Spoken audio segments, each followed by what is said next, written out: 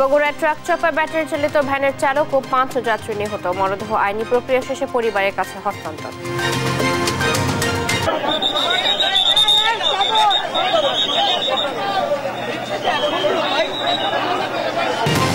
রাজধানীর তালতলায় সমিলে ভয়াবহ আগুন, 2 ঘন্টার চেষ্টায় নিয়ন্ত্রণে। পুড়ে গেছে বেশ কয়েকটি গাড়ি।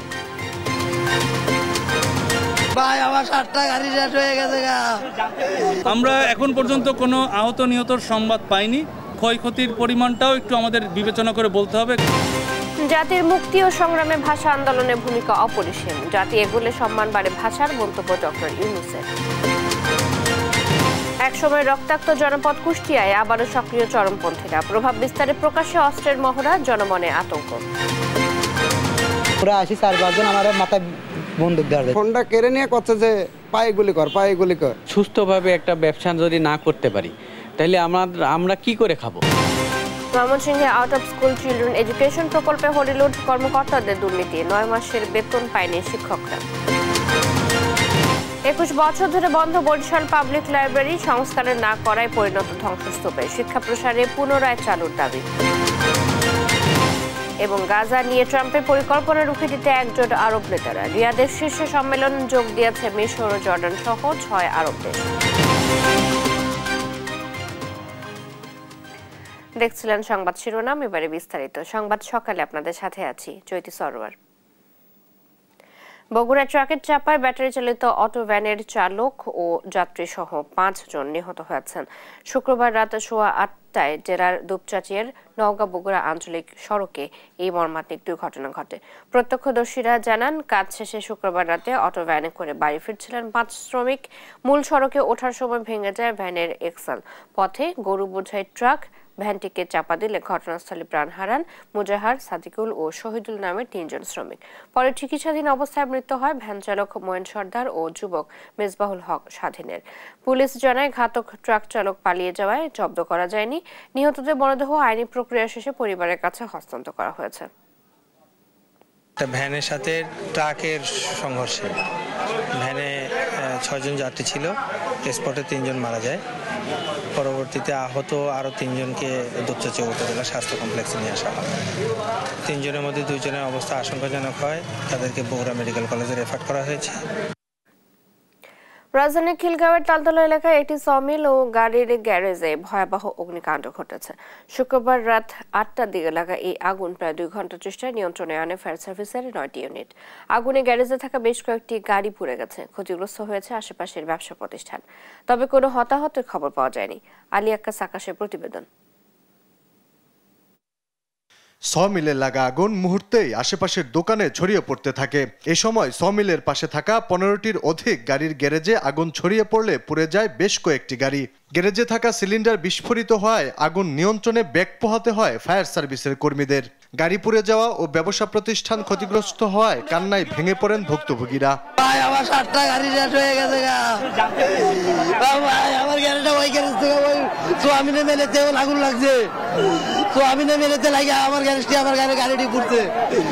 একটা ফার্স্টে গাড়ি ব্লাস্ট হইলো, গাড়িটা ব্লাস্ট হওয়ার সাথে আরো 2-3টা গাড়ি ব্লাস্ট হয়েছে। এইভাবে আগুনটা আর কি বাড়তেছিল, আগুন ধরছিল অল্পই। এই জায়গায় যখন আগুন লাগছে ধীরে ধীরে এই আগুনটা চারদিকে আস্তে আস্তে ছড়িয়ে গেছে, যা বিভিন্ন আশেপাশে যত দোকান গ্যারেজ আছে এই জায়গায় সবগুলা গ্যারেজের গাড়ি ঘোড়া আস্তে আস্তে ধাও ধাও করে জ্বলতেছে। সিলিন্ডার না হলো 4-5টা ফুটছে। আমরা এখানে 7টা দিকে আইছি, দেখি আছে খালি আগুন ধরতে আছে পানি দিতে আছে, কিন্তু আগুন নিবে না, পানি দিতে আছে, আগুন বাড়তে। ফায়ার সার্ভিস জানায়, প্রাথমিকভাবে আগুন লাগার কারণ ও ক্ষয়ক্ষতির পরিমাণ জানা যায়নি। এছাড়া এখন পর্যন্ত হতাহতের কোনো খবর পাওয়া যায়নি। বিদ্যুতের শর্ট সার্কিট থেকে হতে পারে, সুতরাং এটা এখন বলা যাচ্ছে না, এটা তদন্ত সাপেক্ষে আমরা বলতে পারবো। আমরা এখন পর্যন্ত কোনো আহত নিহতর সংবাদ পাইনি এবং আমাদের সবাই আল্লাহর রহমতে ভালো আছেন। ফায়ার সার্ভিসের 2 ঘন্টার বেশি সময়ের 9টি ইউনিটের চেষ্টায় আগুন ধীরে ধীরে নিয়ন্ত্রণে আসে। আশপাশে আর ছড়িয়ে পড়ার শঙ্কা নেই বলে জানায় ফায়ার সার্ভিস। এ পর্যন্ত আমরা 9টি ইউনিট কাজে লাগাতে পেরেছি, আর আমাদের 4টি ইউনিট এখানে চলে আসছে, বাট কাজ করতে পারে নাই। আলী আক্কাস আকাশ, দেশ টিভি, ঢাকা। ফায়ার সার্ভিসের 8টি ইউনিটে প্রায় পৌনে 1 ঘন্টার চেষ্টায় নিয়ন্ত্রণে এসেছে রাজধানী বনানীর করাল বস্তির আগুন। এর আগে শুক্রবার দিবাগত রাত পৌনে 1টার দিকে অগ্নিকাণ্ডের সূত্রপাত ঘটে। খবর পেয়ে প্রথমে 5টি ও পরে ফায়ার সার্ভিসের আরও 3টি গাড়ি যুক্ত হয়ে আগুন নিয়ন্ত্রণে আনে। আগুনের ঘটনায় বেশ কয়েকটি ঘর পুড়ে ছাই হয়ে যায়, তবে স্থানীয় ও ফায়ার সার্ভিসের সদস্যদের তৎপরতায় আশেপাশে ছড়ানোর আগেই নিয়ন্ত্রণে আসে বস্তির আগুন। বস্তিতে বসবাসকারী অনেকেরই আগুন নিয়ন্ত্রণে প্রশিক্ষণ থাকায় বড় দুর্ঘটনা হয়নি বলে মন্তব্য করে ফায়ার সার্ভিস বলছে, পরবর্তী তদন্ত সাপেক্ষে আগুন লাগার কারণ ও ক্ষয়ক্ষতি বিষয়ে বিস্তারিত জানানো যাবে। শুনলাম যে 19 টাকা আগুন লাগছে, তো আমরা শোনার পরে আমরা দৌড়ে আসি, মানুষের জন্য মানুষ, তো আমরা দৌড়ে যাই আগুন আমরা অনেক যা পারলাম যতটুকু সামর্থ্য ছিল ততটুকু করছি ভাই। আমরা ঘরে আমি আমার বাচ্চারা আমার বাসায় ঘুম পাতাইতাছি, হঠাৎ ঘুনি শিকার হইতাছে, আগুন লাগছে, বাইরে দিয়ে আমার মা সব শেষ, আর কিচ্ছু বাঁচাইতে না, একটা সুতো বার করতে পারি না। মোট 8টা পানিবাহী গাড়ি সহ অগ্নি নির্বাপন গাড়ি এখানে এসেছে এবং 8টা গাড়ি কাজ করেছে। আগুনটা খুব দ্রুত নিয়ন্ত্রণে আনা সক্ষম হয়েছে। ভাষা আন্দোলনের মধ্য দিয়ে অসাম্প্রদায়িক গণতান্ত্রিক ভাষা ভিত্তিক জাতিসত্তা ও রাষ্ট্র ব্যবস্থা গঠনের ভিত রচিত হয়েছে বলে মন্তব্য করেছেন অন্তর্বর্তী সরকারের প্রধান উপদেষ্টা ডক্টর মোহাম্মদ ইউনূস।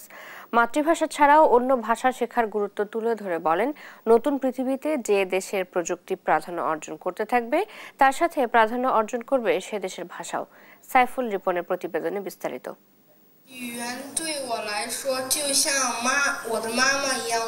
আন্তর্জাতিক মাতৃভাষা ইনস্টিটিউটে আন্তর্জাতিক মাতৃভাষা পদক প্রদান অনুষ্ঠানে প্রধান অতিথির বক্তব্য রাখেন অন্তর্বর্তী সরকারের প্রধান উপদেষ্টা ডক্টর মোহাম্মদ ইউনূস। সকল মাতৃভাষা উন্নয়ন ও সংরক্ষণের জন্য প্রতিজ্ঞাবদ্ধ হলাম। তিনি বলেন, রাষ্ট্রীয় ভাষা হিসেবে বাংলাকে স্বীকৃতির দাবিতে আত্মত্যাগের ঘটনা নজিরবিহীন।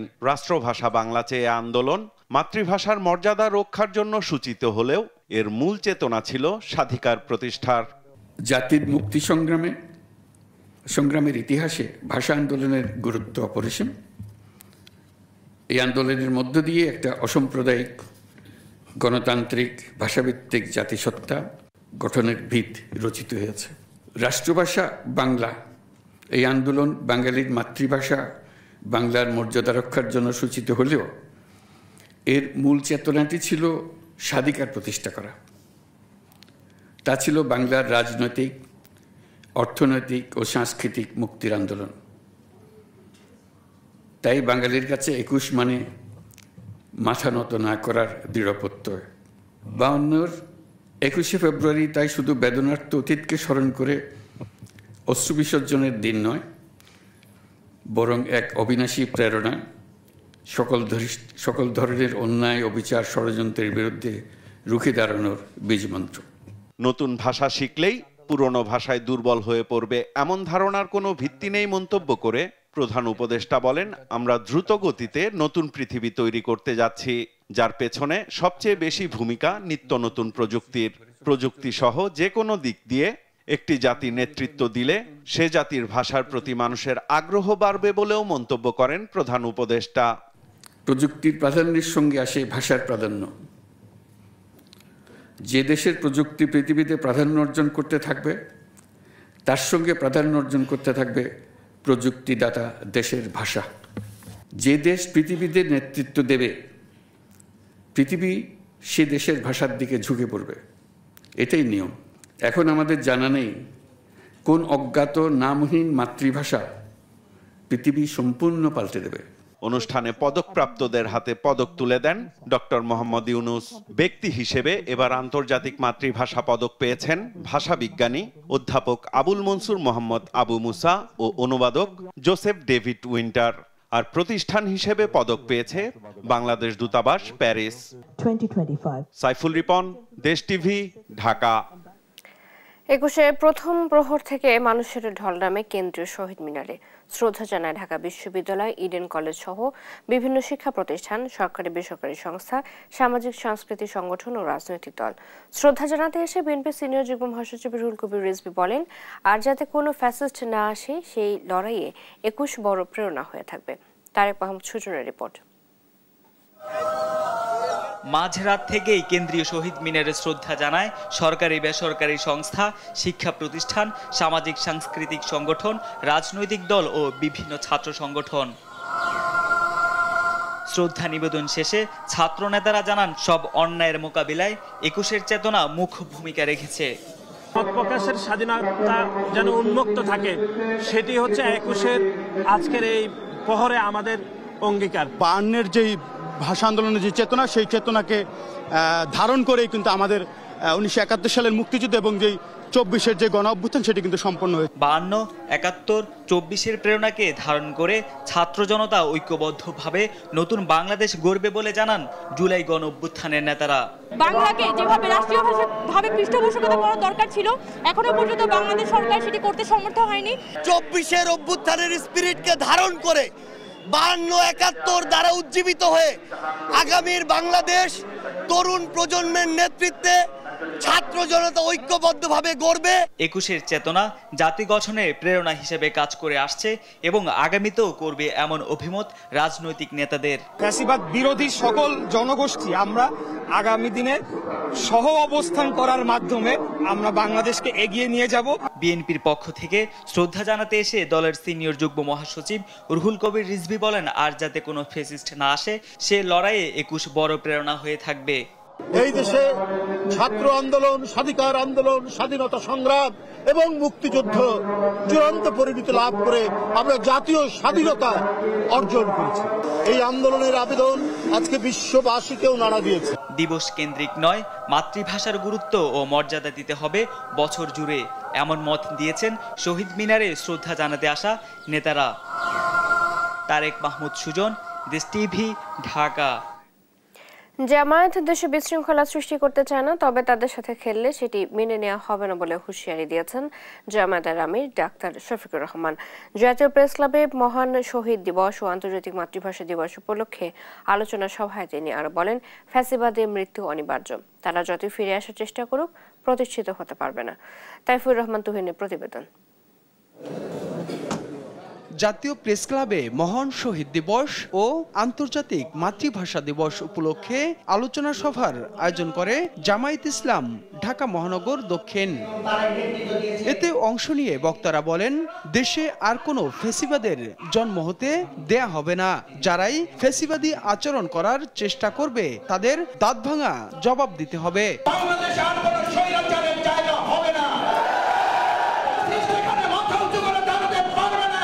যে মাটিতে রক্ত ঝরে সেই মাটি উর্বর হয়, সেই মাটিকে, সেই মাটির জনগণকে কখনো দাবিয়ে রাখা যায় না। প্রধান অতিথির বক্তব্যে জামায়াতের আমির ডাক্তার শফিকুর রহমান বলেন, একটি দল গত ১৭ বছর ধরে দেশের প্রকৃত ইতিহাস বিকৃত করেছে। ভাষা আন্দোলনে যার যে অবদান তা জাতির সামনে তুলে ধরতে হবে।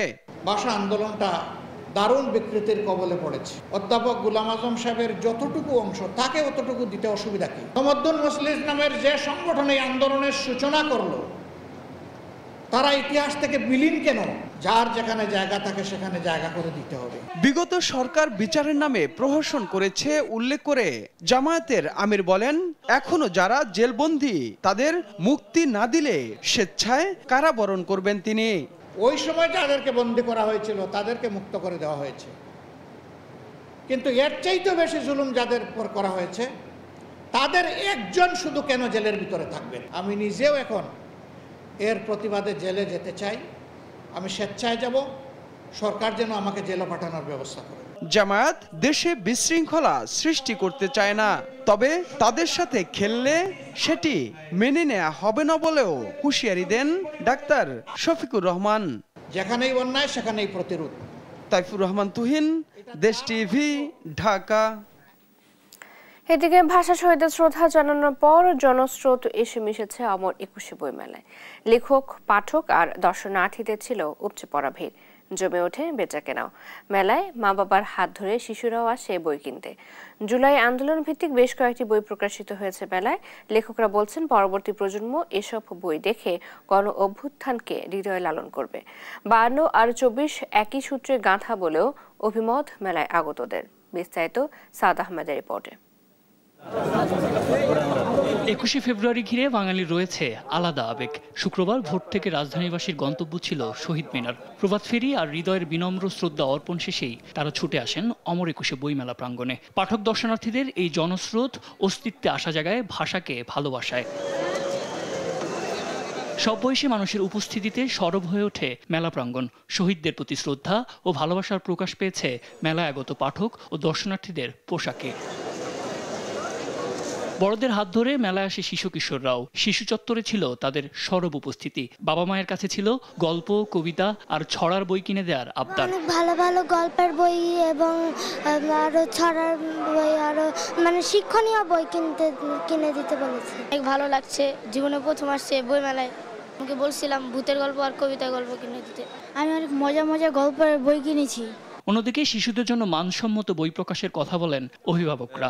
এখনকার যুগে যে ছেলে মেয়েগুলো যারা আছে এরা তো একটু পড়ালেখার চেয়ে আসলে আমাদের নেট জামানাটা একটু বেশি হয়ে গেছে। এটা অভিভাবকদের দোষ আমাদের সবার।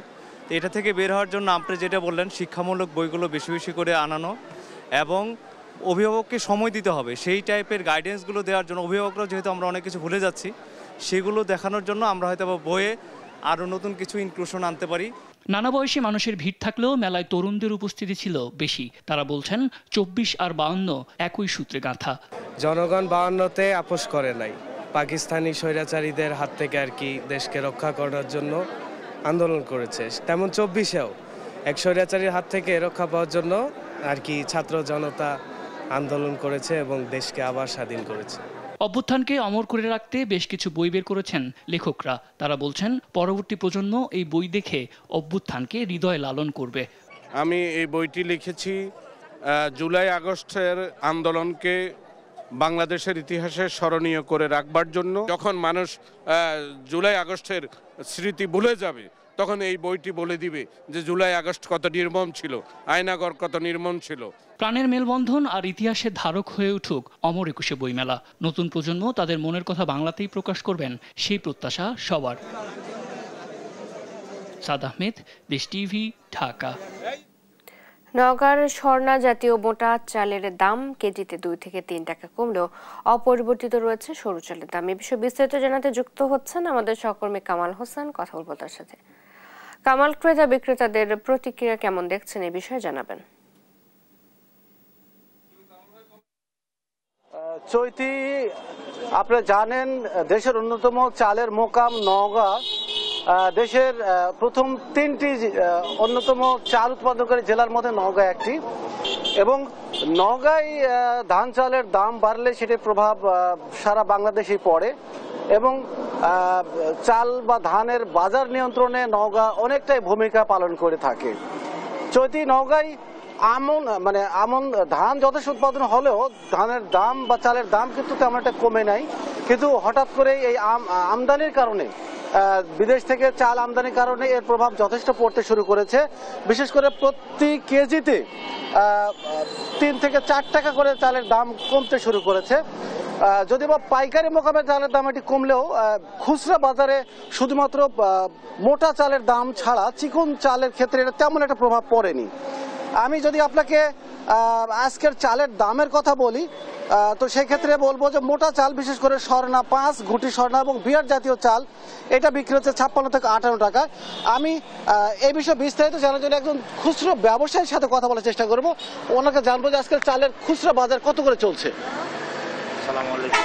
আজকে মোটা চাল আগের তুলনায় দাম কমছে 2 থেকে 3 টাকা। স্বর্ণা 5 যেগুলো 55-56 টাকা খুচরাতে বেচা কিনা হচ্ছে। তো গত 2 সপ্তাহ প্রায় আগের থেকে গত সপ্তাহে 50 টাকা বস্তায় কমেছে, এই সপ্তাহে আবারও 50 টাকা কমেছে। এই মিলে মোটামুটি বাজার কমের মধ্যে আছে। তো আগামী যে সামনে রমজান মাসে আশা রাখা যায় আরও দাম কমতেও পারে, কারণ চাল আমাদের বাইরে থেকে প্রচুর পরিমাণে মহাজনগর কালেকশন দেখতেছি, সেই হিসেবে কাস্টমার কম। রোজাতে তো মানুষের চাল একটু কমই লাগে। চৈতি, জানছিলাম একজন খুচরো বিক্রেতার কাছ থেকে তবে মোটা চালের দাম যাই হোক, চিকন চাল বিশেষ করে জিরা চাল আজকে বিক্রি হচ্ছে 72 থেকে 75 টাকা এবং কাটারি ভোগ বিক্রি হচ্ছে 75 থেকে 77 টাকা প্রতি কেজি দরে। এছাড়া চিনি আতপ চাল বিক্রি হচ্ছে 105 থেকে 110 টাকা কেজি দরে। আপনি জানেন নওগাঁয় অটো রাইস মিল রয়েছে 80টি এবং হাস্কিং চালকল রয়েছে প্রায় 800টি। জেলায় এবারে আমন ধান উৎপাদিত হয়েছে 1,96,125 হেক্টর জমিতে এবং চাল উৎপাদিত হয়েছে 6,55,000 মেট্রিক টন। জেলায় 3 মৌসুম মিলে এবারে চাল উৎপাদিত হয়েছে প্রায় 17 লাখ মেট্রিক টন। জেলার অভ্যন্তরীণ বাজারে চালের প্রয়োজন পড়ে প্রায় 4.5 থেকে 5 লাখ মেট্রিক টন। সেই হিসেবে প্রায় 12 লাখ মেট্রিক টন চাল দেশের বিভিন্ন জেলায় সরবরাহ করা হয়ে থাকে। তো নওগাঁ থেকে চালের বাজার নিয়ে এই ছিল আমার কাছে সর্বশেষ তথ্য। চৈতি। কামাল, ধন্যবাদ আপনাকে। আমাদের সাথে নওগাঁ থেকে যুক্ত ছিলেন সহকর্মী কামাল হোসেন। আইন শৃঙ্খলা রক্ষাকারী বাহিনী বিশেষ অভিযান অপারেশন ডেভিল হান্টে সারা দেশ থেকে আরও 461 জনকে গ্রেপ্তার করা হয়েছে। এছাড়া অন্যান্য মামলা ও ওয়ারেন্টেড আরও 1189 জনকে গ্রেপ্তার করা হয়। সব মিলিয়ে সারা দেশ থেকে গত 24 ঘন্টায় গ্রেপ্তার হয়েছেন 1650 জন। শুক্রবার বিকেলে পুলিশ সদর দপ্তর থেকে পাঠানো এক সংবাদ বিজ্ঞপ্তিতে এ তথ্য জানানো হয়। পুলিশ সদর দপ্তর জানিয়েছে, আসামি গ্রেপ্তারের পাশাপাশি অস্ত্র উদ্ধার করেছেন অভিযান পরিচালনাকারী কর্মকর্তারা। 24 ঘন্টার অভিযানে একটি বিদেশি পিস্তল ও 6 রাউন্ড গুলি সহ বিভিন্ন অস্ত্র উদ্ধার করা হয়। ঝিনাইদহের নিষিদ্ধ ঘোষিত সংগঠন পূর্ব বাংলার কমিউনিস্ট পার্টির কথিত সামরিক কমান্ডার 2 সঙ্গী সহ দুর্বৃত্তদের গুলিতে নিহত হয়েছেন। শুক্রবার রাতে এই ঘটনা ঘটে। খবর পেয়ে পুলিশ রাত 12:30টার দিকে ঝিনাইদহের শৈলকুপা উপজেলার ত্রিবেণী ইউনিয়নের রামচন্দ্রপুর শ্মশান ঘাট এলাকার একটি ক্যানেলের পাশ থেকে তাদের মরদেহ উদ্ধার করে। 3 জনের মাথায় গুলির চিহ্ন রয়েছে। নিহতদের মধ্যে 2 জনের পরিচয় মিলেছে। তারা হলেন হরিণাকুণ্ড উপজেলার আহাদনগর গ্রামের হানেফ আলী ও তার শ্যালক শ্রীরামপুর গ্রামের লিটন। শৈলকুপা থানার ওসি মাসুম খান খবরের সত্যতা নিশ্চিত করেছেন। নিহত হানিফ মৃত্যুদণ্ডপ্রাপ্ত আসামি ছিলেন। মাধ্যমে জানতে পারি যে এখানে 3টি মার্ডার হয়েছে এবং হলো যে 2টা মোটরসাইকেল পড়ে আছে। ডেড বডির ঠিকানা আইডেন্টিফাই করছে, তার নাম হানিফ। আমরা তদন্ত সাপেক্ষে আমরা আইনগত ব্যবস্থা নিব। কারা মারলো বা কেন মারলো এই সংক্রান্তে আমাদের এখনো কোনো তথ্য নেই, আমরা বিষয়টা তদন্তাধীন। এক সময় রক্তাক্ত জনপদ খ্যাত কুষ্টিয়ায় আবারও মাথাচাড়া দিয়ে উঠেছে চরমপন্থী সন্ত্রাসী বাহিনী। প্রভাব বিস্তারে সরকারি বেসরকারি দপ্তরে দিচ্ছেন প্রকাশ্যে অস্ত্রের মহড়া, করছেন গোলাগুলি, চালাচ্ছেন বোমা হামলা। ফলে উদ্বিগ্ন বিভিন্ন প্রতিষ্ঠানের কর্মকর্তা কর্মচারীরা। আতঙ্ক বাড়ছে জনমনে। পুলিশ বলছে সন্ত্রাসীদের আইনের আওতায় আনতে কাজ শুরু করেছেন তারা। ইরফান রানার ক্যামেরায় কুষ্টিয়া থেকে নাহিদ হাসান তিতাসের রিপোর্ট। 18 ফেব্রুয়ারি রাত 11টা হঠাৎ 10-12 জন মুখোশধারী সন্ত্রাসী অস্ত্র হাতে গুলি করতে করতে প্রবেশ করে কুষ্টিয়ার গড়াই নদীর বালুরঘাটের ঠিকাদারি প্রতিষ্ঠান প্রিয়াঙ্কা বিক্সে। এ সময় সন্ত্রাসীরা অস্ত্রের মুখে জিম্মি করে এখানকার কর্মচারীদের। গুলি করে ম্যানেজার সামিউল ইসলামের পায়ে। লুটপাট করে নিয়ে যায় টাকা পয়সা সহ মূল্যবান জিনিসপত্র। আমাকে ভিতর থেকে কলসাপি ডেকে নিয়ে আসি, পায়ে ঠেকায় গুলি করলো। যা টাকা পয়সা ছিল প্রায় 2 লক্ষ টাকা, ওইগুলো নিয়ে যায়। এখন ওরা আসি 4-5 জন আমার মাথায় বন্দুক ধরে কষ্ট, তোরা কথা বলবি না, চাবি না, তোর কথা বলে তোর গুলি করে মারি দেবো। আমার ফোনটা কেড়ে নিয়ে করছে যে পায়ে গুলি কর, পায়ে গুলি কর। আর একজন বলছে যে না, গুলি করার দরকার নেই, ফোন নিয়েছো, ফোন নিয়ে চলো। এর আগে গত 3 ফেব্রুয়ারি কুষ্টিয়ার পানি উন্নয়ন বোর্ড অফিসে প্রকাশ্য দিনে দুপুরে কয়েক রাউন্ড গুলি চালাই অস্ত্রধারী সন্ত্রাসীরা। একইভাবে গড়াই নদীর ড্রেজিং প্রকল্প সহ দৌলতপুরের একটি ব্রিজ নির্মাণ কাজেও চালানো হয় বোমা হামলা। ফলে এক সময়ের চরমপন্থীদের অভয়ারণ্য খ্যাত কুষ্টিয়ায় আবারও সন্ত্রাসী গোষ্ঠীগুলো মাথাচাড়া দিয়ে ওঠাই উদ্বেগ বাড়ছে জনমনে। দ্রুত সময়ের মধ্যে সন্ত্রাসীদের আইনের আওতায় আনার দাবি সংশ্লিষ্টদের। ভয় মানে কি, আমার আবাসনবাসী তো একদম ফুল আতঙ্ক বিরাজ করতেছে। আমরা যদি সুস্থভাবে একটা ব্যবসা যদি না করতে পারি তাহলে আমরা কি করে খাবো? গড়াই প্রজেক্টে অবস্থিত 6টি ডিজারের স্টাফ এখন ভয়ভীতির মধ্যে আছে। এই ভয়ভীতির কারণে ড্রেজিং কাজ মারাত্মকভাবে বাধাগ্রস্ত হচ্ছে। তবে পুলিশ বলছে বোমা হামলা ও গোলাগুলির ঘটনার সিসি ফুটেজ সংগ্রহ করে বিশ্লেষণ করছেন তারা। দ্রুতই অপরাধীদের আনা হবে আইনের আওতায়। কিছু আমরা ফুটেজও পাইছি, সেটা নিয়ে আমরা দেখতেছি। ফুটেজ দেখে আমরা আগাচ্ছি, কেমন আমরা কাজ করতেছি, সেই কাজ অনুযায়ী দেখা যাক কি হয়। দ্রুত সময়ের মধ্যে সন্ত্রাসীদের আইনের আওতায় আনা না গেলে থমকে যেতে পারে জেলার চলমান উন্নয়নমূলক কাজ, এমনটিই মনে করছেন ঠিকাদার সহ সরকারি দপ্তরের কর্মকর্তারা। নাইদা সান্তিতাস, দেশ টিভি, কুষ্টিয়া। ঝরে পড়া ও পথ শিশুদের আলোর পথ দেখাতে 2021 সালে ময়মনসিংহে out of school children education কার্যক্রম শুরু করে শিশু প্রতিভা বিকাশ কেন্দ্র নামে একটি এনজিও। তবে উপানুষ্ঠানিক শিক্ষা ব্যুরো পরিচালিত প্রকল্প সংশ্লিষ্ট ব্যক্তিদের বিরুদ্ধে অনিয়ম দুর্নীতির অভিযোগ উঠেছে। গেল বছরের ডিসেম্বরে 4 বছর মেয়াদী প্রকল্পের কার্যক্রম শেষ হলেও 9 মাসের বেতন ও বাড়ি ভাড়া পায়নি শিক্ষক সুপারভাইজাররা। সহকর্মী ইলিয়াস হোসেনের তথ্য ছবিতে জানাচ্ছেন AH হিমেল। ময়মনসিংহে 2021 সালে out of school children education কার্যক্রম শুরু করে শিশু প্রতিভা বিকাশ কেন্দ্র প্রকল্পে শিক্ষক সুপারভাইজার নিয়োগের ঘুষের অভিযোগ উঠেছে। তাছাড়া শিক্ষার্থীরাও শিকার হয়েছে নানা অনিয়মের। সাবেক স্বরাষ্ট্রমন্ত্রী আসাদুজ্জামান খান কামালকে প্রধান উপদেষ্টা করে নির্বাহী পরিচালক আব্দুল্লাহ নোমান ও চেয়ারম্যান ঢাকা মহানগর উত্তরের ছাত্রলীগের সাবেক সভাপতি সৈয়দ মিজানুর রহমান হাতে নেই কোটি কোটি টাকা। শূন্য ছাড়াও কেউ নদী পারে, কেউ অমুকখানে যাইতেছে, এইভাবে প্লানের লেখাপড়াটা হইতেছে না। গাড়ি ভাড়া অত দেওয়ার মতো কম নাই, এই কারণে কি করাম বাসাতে রেখে দিচ্ছি। অনিয়ম করে ওরা খবর করে বিভিন্ন সিস্টেম দিয়ে টাকা পয়সা দিয়ে স্বরাষ্ট্রমন্ত্রী নিজে ইনফ্লুয়েন্স করে এতগুলো কাজ 100 কোটির মতন কাজ ময়মনসিংহ ডিস্ট্রিক্টে নিতে এককভাবে। বেতন বাড়ি ভাড়া না পাওয়ায় বিপাকে পড়েছেন 590 জন শিক্ষক এবং 45 জন সুপারভাইজার। 2024 সালে জানুয়ারি থেকে ডিসেম্বর পর্যন্ত এই 12 মাসের কোনো বেতন, ঘর ভাড়া, সোশ্যাল বেনিফিট, উপকরণ কিচ্ছু পাই নাই। আন্দোলন করছি, আমরা দরখাস্ততে সাইন পর্যন্ত করছি নানান জায়গায় অভিযোগ দিব বলে, সেই অভিযোগেরটাও আমরা কোনো ভ্যালু পাই নাই। বিনা টাকা পয়সায় যেন পড়তে পারে। হ্যাঁ, কিন্তু এখানে আমরা যখন স্কুলগুলো শুরু করছি তারপর থেকে দেখে বাচ্চাদের একটা বাচ্চা আমাদের এরকম সুযোগ সুবিধা পায় নাই। বাড়ি ভাড়া 5,000 টাকার মধ্যে শিক্ষকদের 2,500 টাকা দেওয়ার কথা স্বীকার করেন শিশু প্রতিভা বিকাশ কেন্দ্রের সিটি ম্যানেজার। এডি স্যার পর্যন্ত বেতন আসছে, চেক আসছে।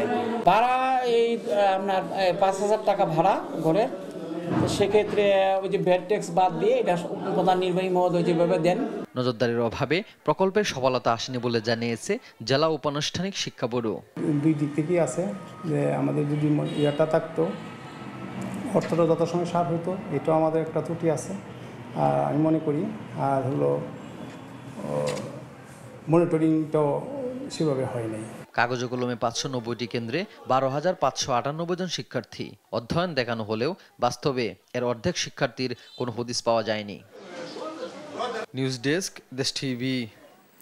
21 বছর ধরে বন্ধ বরিশাল পাবলিক লাইব্রেরি সংস্কারের অভাবে গ্রন্থাগারটি পরিণত হয়েছে ধ্বংসস্তূপে। প্রয়োজনীয় সংস্কার শেষে লাইব্রেরিটি পুনরায় চালুর দাবি সচেতন মহলের। শাহিন সুমনের ছবিতে শাকিল মাহমুদের রিপোর্ট। কোথাও পড়ে গেছে পলেস্তরা, কোথাও খুলে নেওয়া হয়েছে জানালা, তালাবদ্ধ হয়ে আছে বইয়ের তাকগুলো। সময়ের পালা বদলেই নষ্ট হয়ে গেছে অধিকাংশ বই। 1985 সালে 14,000-এর বেশি বই নিয়ে নগরীর বান রোডে 58% জমির উপর গড়ে তোলা হয় লাইব্রেরিটি। তবে নানা সমস্যায় 2004 সালে বন্ধ হয়ে যায় এটি। 2012 সালে জেলা প্রশাসককে সভাপতি করে 7 সদস্যের কমিটি নিয়ে লাইব্রেরিটির কার্যক্রম সচল করার চেষ্টাও কাজে আসেনি। ডিসি সে বলছে মেরামত করিয়ে দেবো, কোনো মেরামত তো করতে আসে না, খালি সময় নিতে আসে। সংস্কার করে বই পড়ার মতো পরিবেশ সৃষ্টি করা হলে নতুন পাঠকের সৃষ্টি হবে বলে আশা সচেতন মহলের। একটা লাইব্রেরি যেটার স্থাপনা আছে, পুরানো বইয়ের একটা বিরল সংগ্রহ আছে, সেই লাইব্রেরিটিকে পুনরায় চালু করা, সেটার জন্য খুব বেশি অর্থের বরাদ্দ প্রয়োজন বলে আমরা মনে করি না। এখানে যেটা দরকার সেটা হচ্ছে সরকারের সদিচ্ছা এবং প্রশাসনিক উদ্যোগ। লাইব্রেরিটি পুনরায় চালু ও প্রয়োজনীয় সংস্কারের জন্য দ্রুত ব্যবস্থা নেওয়া হবে বলে জানিয়েছেন জেলা প্রশাসক। এটা আমি একজনকে দায়িত্ব দিয়েছি, ও আমাকে রিপোর্ট করবে, আসার পরে আমি এটা নিয়ে কাজ করব। বরিশাল পাবলিক লাইব্রেরিতে আজীবন সদস্য আছেন 600 জন। সবশেষ 1,100 জন সদস্য ছিল লাইব্রেরিটিতে। শাকিল মাহমুদ, দেশ টিভি, বরিশাল।